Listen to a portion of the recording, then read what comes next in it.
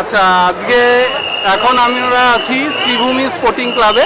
আজকের মূল আকর্ষণ হচ্ছে বুর্জ খলিফা। তো এখন আমাদের শ্রীভূমির ঠাকুর মশাই, প্রধান যিনি পুরোহিত, এই পৌরোহিত্য করবেন, তিনি আমাদের সামনে।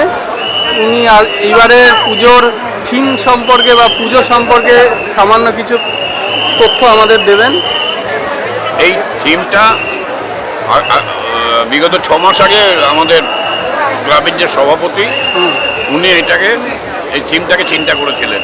আচ্ছা, তারপরে উনি যখন এটাকে তৈরি করেন, তখন যিনি তৈরি করেছে রোমিও হাজরা, তাকে দুবাইতে পাঠিয়েছিলেন। আচ্ছা, পুরো ওইটা দেখে আসছে যে কিরমভাবে জিনিসটা আছে। আচ্ছা, এবার বলো। সেই পরিকাঠামো অনুযায়ী এটা বানানো হয়েছে। আর এই যে এত অভূতপূর্ব সাড়া পড়বে, সেটা আমরা অতটা ভাবতে পারিনি। আজ পঞ্চমী। যিনি এটা তৈরি করেছেন তার নাম কি? রোমিও হাজরা। আচ্ছা, তিনি এর আগে ইয়েতে গিয়েছিলেন, দুবাই গিয়েছিলেন। আচ্ছা, দুবাই গিয়ে এই বুর্জ খলিফার পরিকাঠামোটা দেখে এসেছিলেন। আচ্ছা আচ্ছা, বিল্ডিংটা দেখে এসে উনি সেইভাবে যতখানি সম্ভব এটাকে করা যায় এইভাবে করেছেন। আচ্ছা আচ্ছা। তো এইবার কোভিড একটা চ্যালেঞ্জ রয়েছে, এত একটা আকর্ষণ।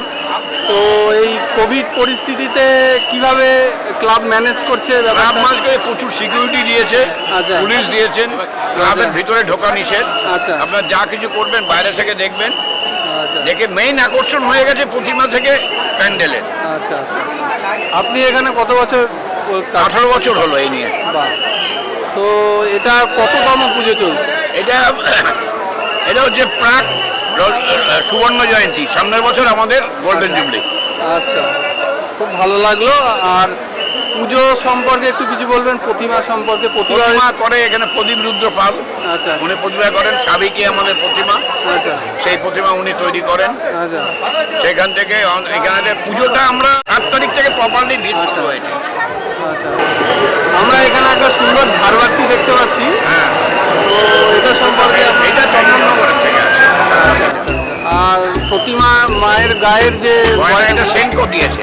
আচ্ছা আচ্ছা, তাও কিরকম পরিমাণ? 46 কেজি টোটাল সোনা।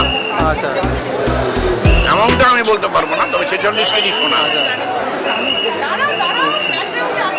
আপনার নাম একটু বলে দেবেন? আমার নাম সোমেশ শাস্ত্রী।